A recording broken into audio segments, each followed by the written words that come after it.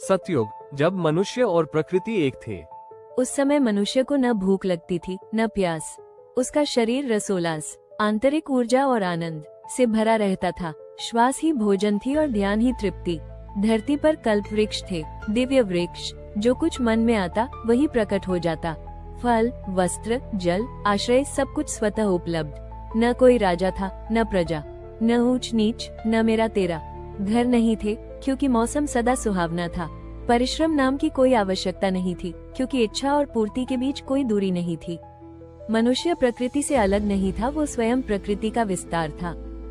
लेकिन इतिहास का सबसे बड़ा परिवर्तन किसी युद्ध से नहीं, मन के एक विचार से हुआ। एक दिन मनुष्य के भीतर एक सूक्ष्म भाव जन्मा, यह मेरा है, और उसके तुरंत बाद दूसरा, मुझे और चाहिए। लोभ। ये पहली बार था जब मनुष्य ने संग्रह करना चाहा, जब उसने आवश्यकता से आगे इच्छा को जन्म दिया। यहीं से मनोविज्ञान बदल गया। जैसे ही मन दूषित हुआ, वैसे ही बाहरी प्रकृति ने प्रतिक्रिया दी। कल्पवृक्ष सूखने लगे, उनकी शाखाओं से दिव्यता लुप्त होने लगी।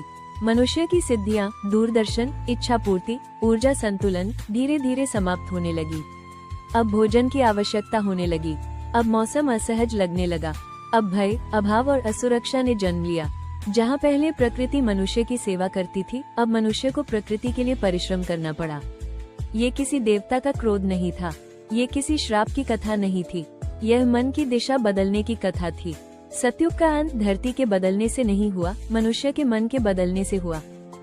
वीडियो दिल को छू गई हो तो लाइक जरूर करो और शेयर करो, और परिवार का हिस्सा बनने के लिए सब्सक्राइब अभी करो।